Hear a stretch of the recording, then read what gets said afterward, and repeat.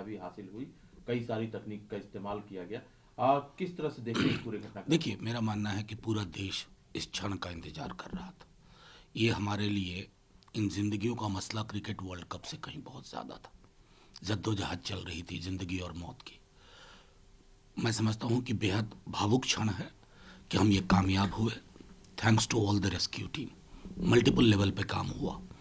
मैं समझता हूँ उनके जज्बे को भी सलाम, और उन मजदूरों को भी जिन्होंने इतने दिन तक धैर्य नहीं खोया। लेकिन इसके बाद कुछ महत्वपूर्ण सवाल बचते हैं। कंपनी किसकी है? परमिशन कैसे मिला? सेफ्टी गार्ड्स कैसे थे? स्टैंडर्ड ऑपरेटिंग प्रोसीजर क्या है? क्योंकि देखिए, टनल से वो निकल के आ गए, कहानी यहीं खत्म नहीं हो जाती है। अपने माला पहनाया, बड़ी खुशी की बात है।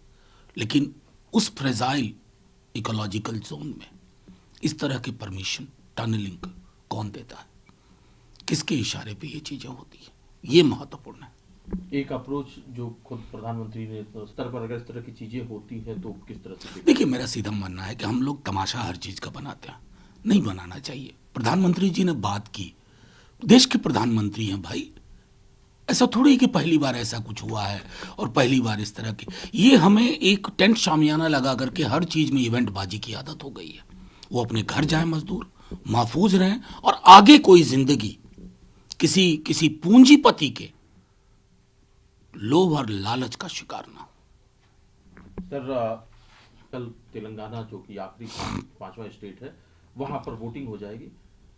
चुनाव प्रचार खत्म होने के बाद आज अमित शाह पश्चिम बंगाल के दौरे पर है, कोलकाता में एक रैली होनी है, और ये बीजेपी की एक टेस्टिंग भी है कि उसकी कितनी तैयारी है लोकसभा चुनाव के लिए। टीएमसी भी अपनी तरफ से पूरी तैयारी कर रही है। क्या कहना है? देखिए, मेरा मानना है कि पॉलिटिकल पार्टीज अगर पॉलिटिकल कैंपेन नहीं करेंगे तो क्या करेंगे?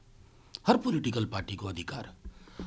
गृह मंत्री जी जाएं, देश के गृह मंत्री हैं, लेकिन उनको ये स्मरण भी रखना होगा कि देश के गृह मंत्री का काम होता है गृह, यानी इस देश को महफूज रखना।